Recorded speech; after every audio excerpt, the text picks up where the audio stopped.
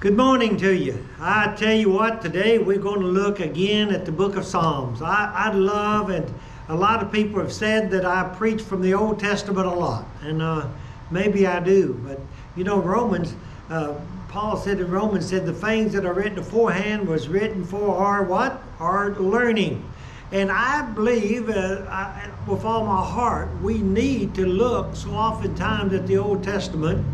I know that the Old Testament law was given to the Jews as a shadow of things to come. But the Psalms was books of wisdom. And the wisdom books was wisdom books then, and they are wisdom book today also. And so we are going to look at one that touches my heart, because we're going to look at Psalms there 128. Psalms 128. And it is a song that says this: blessed is everyone who fears the Lord, who walks in his way. Now notice it says not just blessed is the men, not just blessed is the young men or the old men. Proverbs a lot of times talks about old men, young men, and everything else. But this is something that is true for all ages.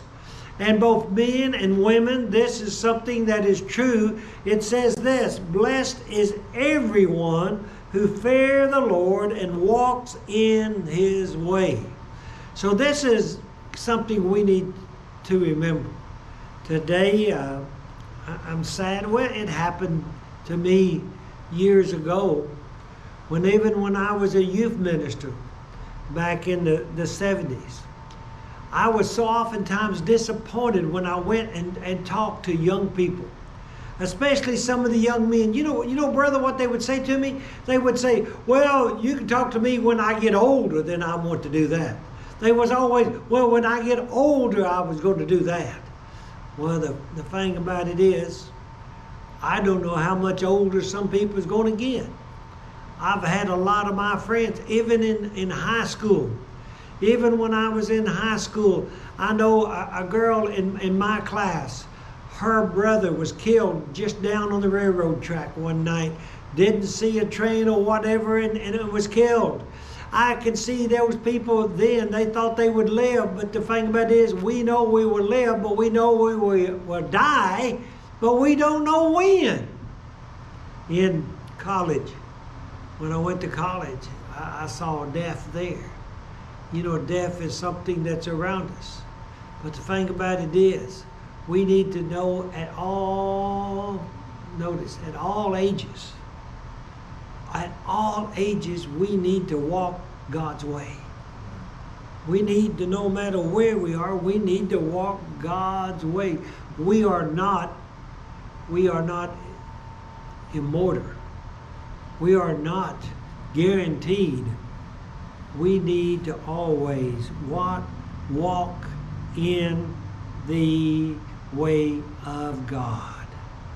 Now it goes on in here and says this: when you eat the labor of your hands, ye shall be happy, and it shall be well with you. When you what? When you eat, when you shall be happy, when you what? Shall be happy when you what? Labor and eat the labors of your hands. I saw a special today. I like to watch so oftentimes some of the history specials on that. I love to watch it. And I saw the history of some almost 200 years ago of England in London. And I was appalled. During that time, the Industrial Revolution, people came to the city, but so many of them were so poor and homeless and stuff that they set up places where somebody could come in and sleep on a bench. Couldn't even lay down. They could sleep on a bench, maybe have a rope that they could hang on, and they could sleep there for 1 cent, 1 pence a night. And people paid because they could be in and out of the rain and the sleet. And they paid for that. Some places they go in, and they said the Salvation Army started there, where they even made it so they would put a 2x4 down and lay people, and they had a 6 by 2 foot that they could lay their head on a 2x4. They had one place they could go get some warm water. No bathrooms. No food. And I think of that. And I say this, that we should be so happy today. There is less hunger in the world today than any time in the history of my lifetime and anybody alive today. There is less hunger. But still yet, there is hunger. And there are still yet lazy people. People that don't enjoy the work. We need to know that God, I think and I believe that it's God's plan for man to work, to labor, so that we might have. Because if we don't, we are in trouble. I was a chaplain in the Texas prison system for 5 years. And a lot of people was in there. You know why they was in there? About, I'd say, probably half of them was in there because they did not want to work.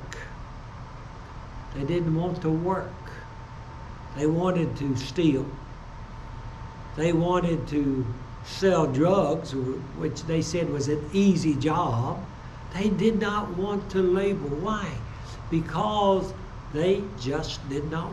And I'll be honest with you. I talked to men in there that had been trained to be that way by their family. And it's a shame. We have an obligation to work. And this is what he's talking about here. Happy if you work. You shall be happy, and it shall be well with you. And it says this, your wife shall be like a fruitful vine in the very heart of your home. Your children, it says, like olive plants all around your table. We are going to be blessed if we labor. If we fear God, we will be blessed. And it says, behold, this shall the man be blessed. This shall be, and the end of this, what it says next is the key to all of it. It says, behold, this shall the man be blessed who fear the Lord. Fear the Lord in doing what? Fear the Lord knowing that they have something to do. Men are made to work. That's what they are made to do. I know it's bringing about specials I've seen and studied, but I got one other that I have to say, that missionaries went over to China back a couple of 100 years ago, and one was interested in going into the prison and went into the Chinese prison. And the Chinese was locking people up in just around these walls in these prisons. And they was locking them up. Now, they was throwing bread over to them. They had water for them. But that's all they was doing. And did you know, it was a dangerous place to live because the people was fighting. They was killing each other and all this. And there was an American missionary went in and said, this is not right. We need to do something. And you know what they did? He got them to convince them to let him go in and have them do something. Give them jobs. Does that make sense? Give them jobs. And those that had jobs ended up having companion they worked with. They ended up having a little pride in what they done. I tell you what, it works. In the Texas prison system, every man in there that was able had some kind of job. They had some kind of job. They even had a factory next door that they would go in and they went in and made the clothing for all the prisons there. That prison was in charge of and the people would go in there and they would give them a small amount to be able to spend. And the people was happy. Some of them was proud. Some of them would go in and they would learn a letter craft. Matter of fact, That's been years ago, but I can still show you in my closet. I have a pair of boots that was made. The best boots I ever owned was made by a man in there, and he was so proud, and I'm proud to have them because he took pride in doing something. We have to be proud in doing something. This is what he's talking about here. Now notice it says this, the Lord bless you out of Zion, and may you see the good of Jerusalem all the days of your life. Yes, you may see your children's children. It's a sociology that teach you one thing. This is going to sound funny, but did you know this, brother? That a lonely old man don't live very long? A lonely old woman don't live very long? That's proven. That's proven by science. People do not grow long. And you know why people are old and lonely? Because they wasn't young and friendly. That's why.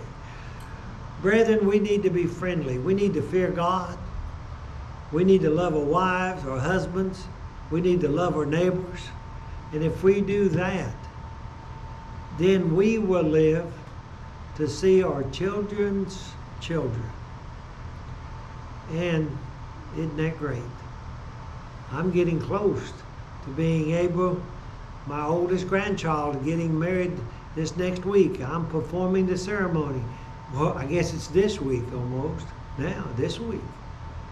And you know, I'm not going to encourage her to get in a hurry about having children.